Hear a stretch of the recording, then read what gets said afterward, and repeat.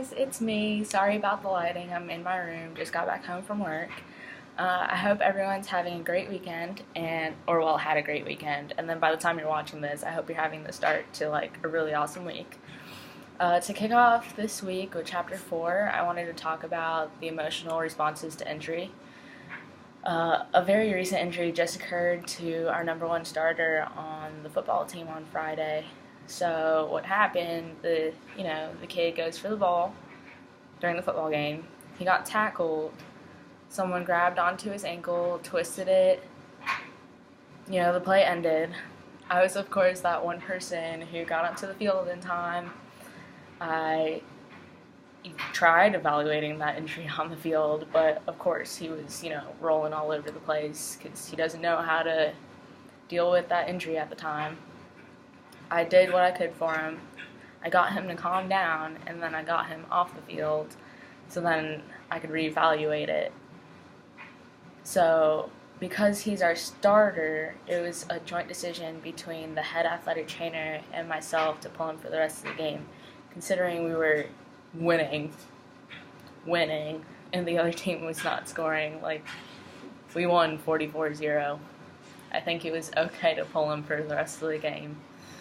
But pulling the kid from the game, I'd never felt such strong emotions for him, myself, the coaches, and the team, especially since he was a starter. Like, it hit me just that much more.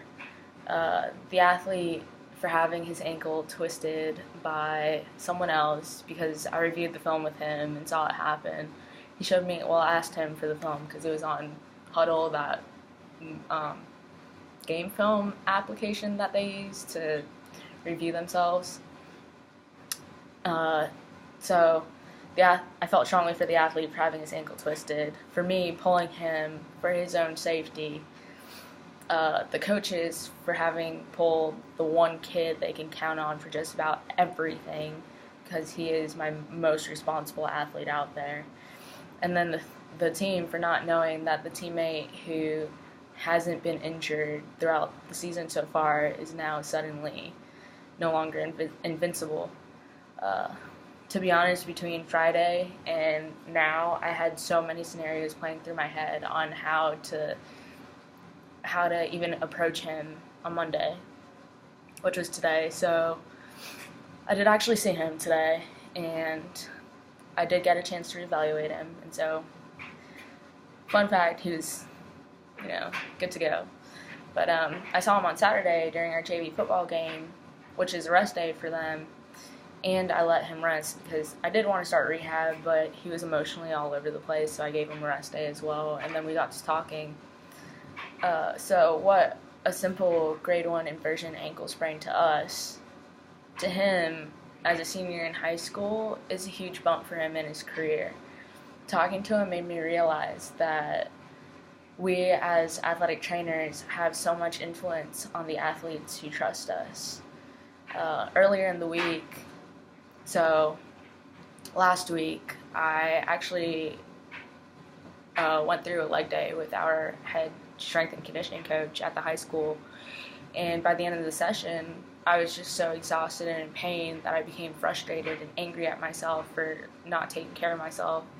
I've had my knee injury for, 4 years now or more, and going through that workout and not being able to complete it made me feel a certain way that I couldn't do what I was supposed to be doing.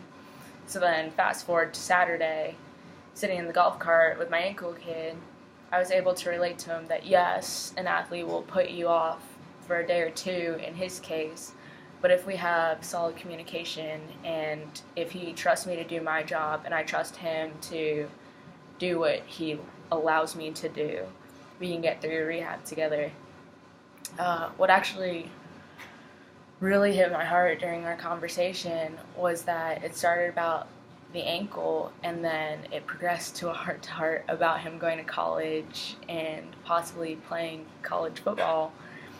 That night, there was actually Ohio State scouts at the game, and I don't know about that, but he had found out afterwards, and everything just got into his head about his ankle injury, that he was a senior in high school, he needed to get stuff done, his team relied on him, coaches rely on him, I sometimes rely on him, and then tweaking his ankle, I mean, it doesn't obviously put him out of commission for the rest of the season, but for that moment when he was walking weird, like, it just bothered him so much. And it threw me for a loop, since I've not been in a situation where I could possibly get scouted for a college team. But, I mean, my advice to him was just taking it one day at a time, and that I told him that, I mean, you know, the same thing I tell everyone else that I think everyone's read throughout all the devotionals, is that you're not alone, and that everyone is there to support him. So, my last comment of this video is, while we know exactly what to do for an injury and how to get that athlete to return to play as quickly as possible, please keep in mind that the high schoolers that we work with, or even the collegiate athletes we work with, everyone is still a youngin. That we're all young at heart, and we, as much as we know, we still don't know what's going on in their lives. That the best thing we can do is just listen and treat with intent for every single one of our athletes. So that's it. I love you guys, and I miss you all very much. Please reach out if you're ever feeling stressful or just want to say hi. Bye.